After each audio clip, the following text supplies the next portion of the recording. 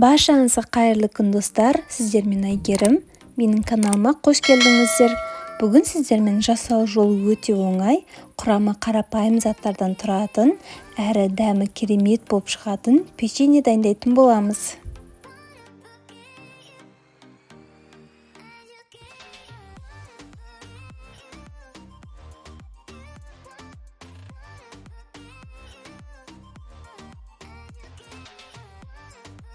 Ең алдымен жұмыртқа мен тұзды салып, венчиктің көмегімен жақсылап араластырамыз.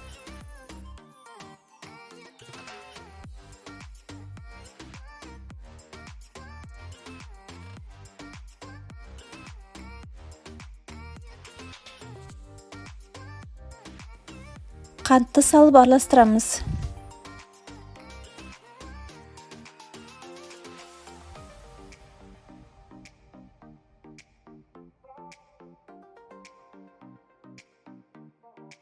Сұйық май құйып, және де балды салып жақсылап араластырамыз.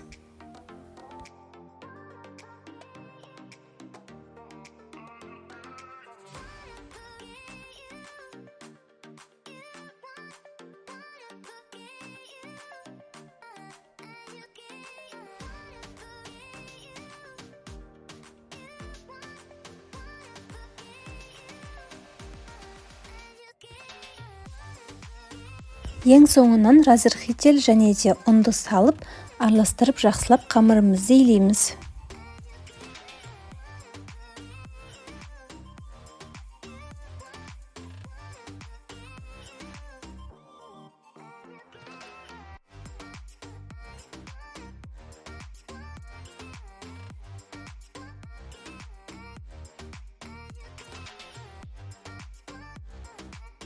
Осылай лопатканың көмегімен араластырып отырып, ең соңынан қамырымыз біркелкі болғанша қолымызбен илейміз.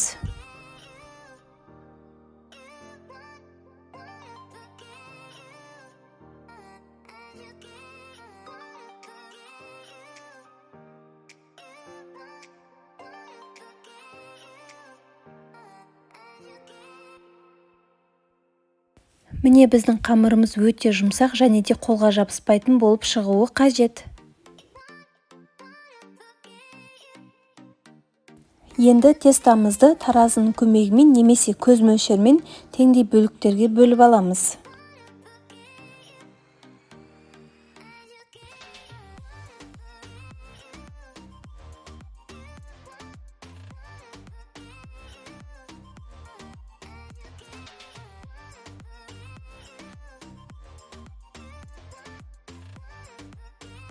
Мен әр тестаны 40 граммнан өлшеп алдым.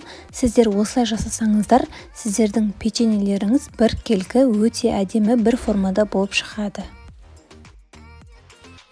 Видеода көрсетілгендей алақанымызбен домалатып отырып, печеньенің формасына осындай етіп келтіріп аламыз. Алдағы уақыттарда сіздермен көптеген рецепттермен бөлісетін боламын. Мені жоғалтып алмас үшін подписаться батырмасын басып, лайк басып және де пікір қалдыруды ұмытпаңыздар.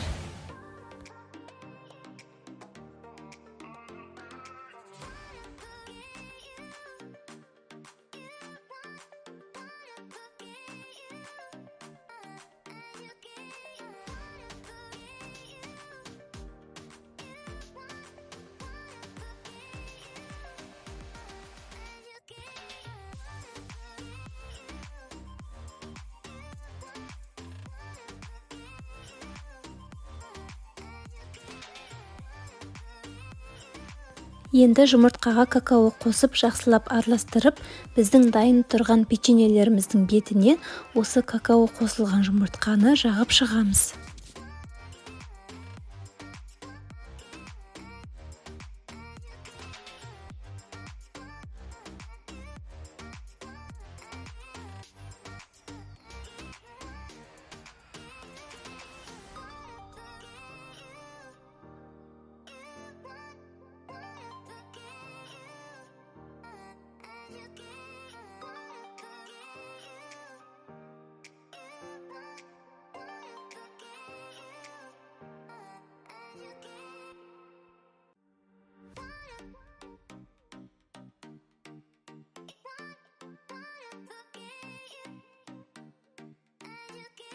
Шанышқының көмегімен видеода көрсетілгендей печеньелерге ақырын осындай етіп узор салып шығамыз.